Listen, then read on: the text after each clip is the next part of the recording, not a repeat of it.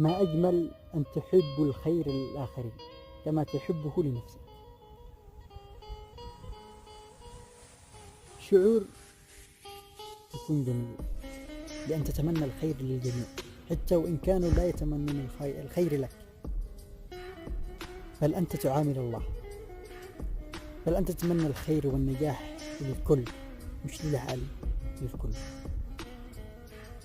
كل إنسان بقدر جهده وعمله يستحق هذا النجاح.